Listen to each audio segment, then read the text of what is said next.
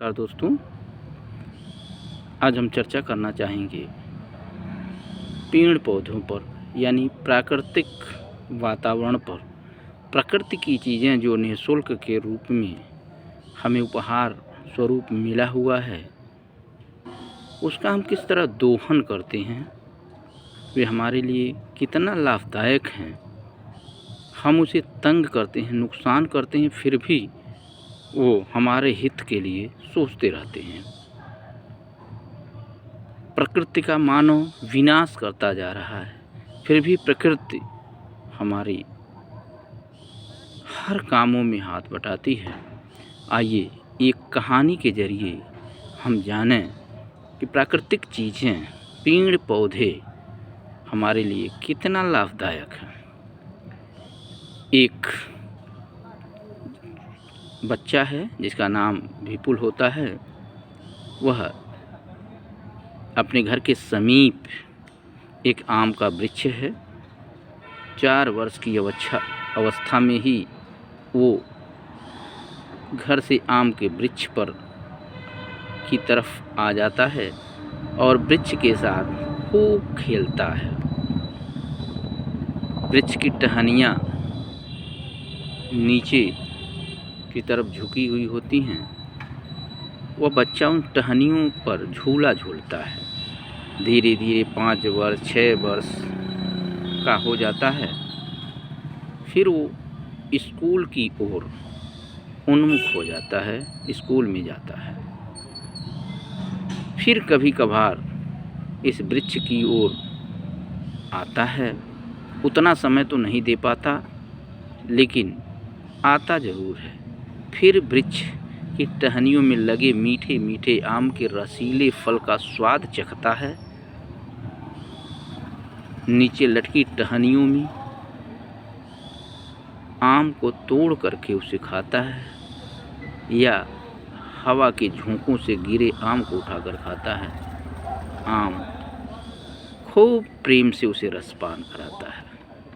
धीरे धीरे बच्चा बड़ा होता जाता है, आना कम कर देता है।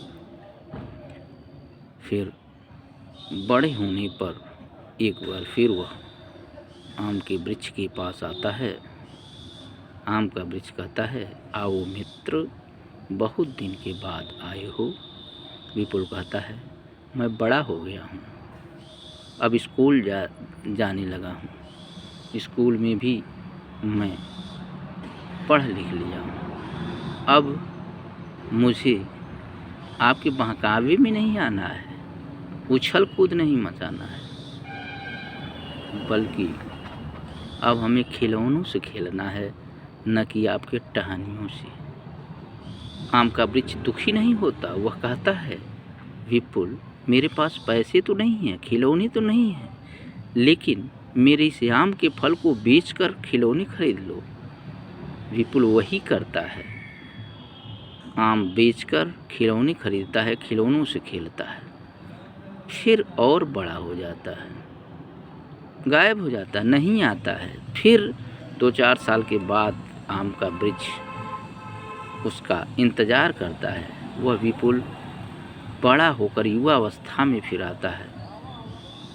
फिर जब ये पूछता है कि विपुल, तुम अब तक कहाँ गायब थे, बहुत दिन बाद दिख रहे हो। विपुल कहता है, अब मैं खिलौने से खेलने वाला नहीं हूँ, अब मुझे एक घर की आवश्यकता है। आप मेरा क्या सहयोग कर सकते हैं? आम का वृक्ष कहता है, मेरे पास पैसे तो नहीं है कि मैं आपको दे दूँ, आप घर बनवा लो। हाँ, मेरी टहनियाँ तोड़ कर ले जाओ, काट कर ले जाओ और बेच कर घर बनवा लो। विपुल ऐसा ही करता है, फिर गायब हो जाता है, फिर नहीं आता है। कुछ दिन के बाद जब अधेड़ हो जाता है, फिर विपुल आता है उसी आम के वृक्ष पर और कहता है, अब मैं तुमसे खेलने नहीं आऊँगा, अब मैं बड़ा हो गया हूँ, अब मैं नदी का सैर करना चाहता हूँ, नदी पार करके उधर जा कर के कुछ काम धंधा करके कमाना चाहता हूँ। फिर आम का वृक्ष कहता, मेरे पास पैसे तो नहीं हैं, लेकिन मेरी मोटी मोटी शाखाओं को काट कर नाव बना लो, उस नाव से उधर जा कर के खेती बाड़ी चाहे जो भी काम करना है करो, कमाओ। विपुल ऐसा ही करता है। फिर 2-4-10 साल नहीं आता है, फिर एक बार विपुल आता है और फिर आम का वृक्ष कहता है, विपुल तुम्हारी हमारी मित्रता में गैप होता जा रहा है। विपुल कहता है, अब मुझे किसी चीज़ की ज़रूरत नहीं है, मुझे छाँव की ज़रूरत है।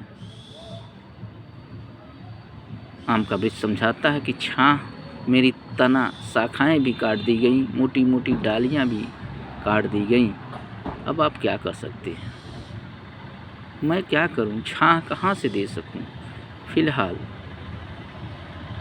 अब मेरे पास आराम करने का एक ही साधन है कि मेरे जो ठूठे पेड़ बचे हैं वहीं बैठकर आराम करिए, और मैं कुछ नहीं कर सकता। विपुल को तरस आ जाती है कि इस पेड़ को हमने ही इसकी शाखाओं को काटा, डालियों को काटा, फलों को काटा, अब सिर्फ ठूठे पेड़ बचे हैं, सिर्फ जड़। विपुल की उम्र वृद्धावस्था की हो गई थी, वो टेक के सहारे बैठना चाहता था।